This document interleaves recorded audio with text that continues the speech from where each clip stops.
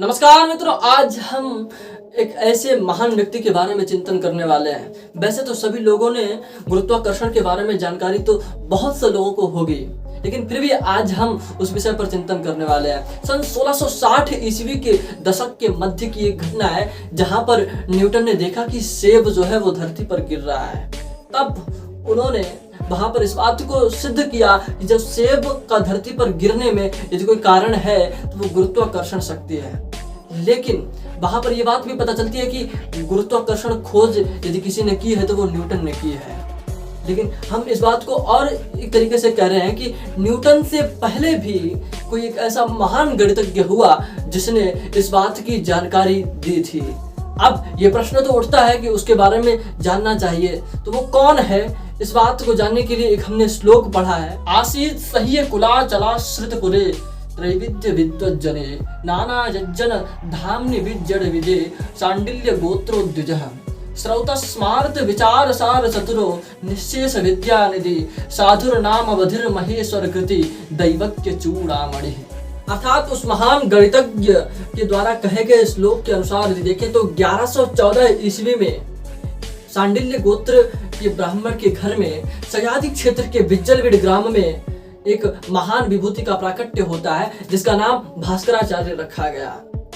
विद्वान लोग इन विज्जलविड जो ग्राम है इसकी भौगोलिक स्थिति का प्रामाणिक निर्धारण नहीं कर पाए हैं, किंतु डॉक्टर भाऊदा जी ने महाराष्ट्र के 40 गांव के दूर एक 16 किलोमीटर दूर एक पाटण गांव है जहां पर एक मंदिर है, वहां पर एक शिलालेख की खोज की, जहां पर देखते हैं कि इनके पिता महेश्वर भट्ट जी ही थे, जिनके द्वारा इन्होंने मैथ, एस्ट्रोलॉजी, वेद, काव्य, व्याकरण आदि ऐसे कई विषयों का इन्होंने अध्ययन किया। ये अपने समय के सुप्रसिद्ध विद्वान थे।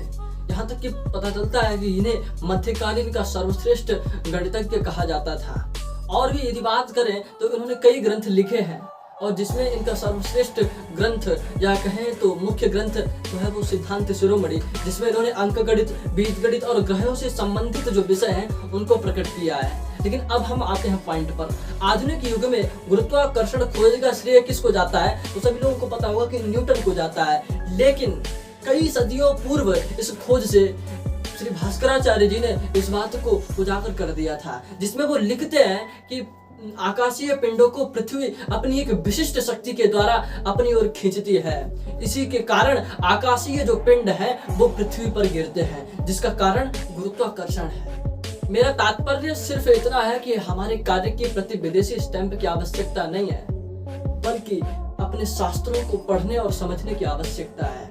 एंड वन मोर थिंग जिसके बारे में हम बात कर रहे हैं, उसमें 1183 ईस्वी में उन्होंने एक और ग्रंथ लिखा, जिसमें वो स्वयं इस बात को लिखते हैं कि वो उस समय 69 वर्ष के थे, और जिससे ये पता चलता है कि उनको एक लंबी आयु प्राप्त हुई। और उन्होंने अपने काव्यों में अर्थात अपने ग्रंथों में ऋतुओं का वर्णन किया है, जिससे यह भी पता चलता है कि वो एक अच्छे कवि भी थे।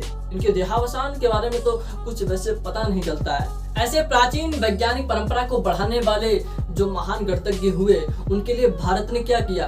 तो हमें पता चलता है कि 7 जून 1979 ईस्वी को जो पहला छोड़ा हुआ जो उपग्रह था उसका नाम भास्कर 1 रखा, और 20 नवंबर 1981 ईस्वी को दूसरा उपग्रह छोड़ा गया जिसका नाम भास्कर 2 रखा। ऐसे प्रतिभा संपन्न महान गणितज्ञ श्री भास्कराचार्य जी के बारे में अध्ययन करने से यह ज्ञात होता है कि उनका भूगोल शास्त्र पर या कहें तो खगोल शास्त्र पर या गणित शास्त्र पर उनका एक अतुलनीय योगदान रहा है। ऐसे महान विभूति को, ऐसे महापुरुष को हम नमन करते हैं। आपका इसमें क्या ख्याल है? हमें जरूर कमेंट्स करके बताएं, और इस चैनल को जरूर सब्सक्राइब करें, लाइक करें। तब तक के लिए नमस्कार।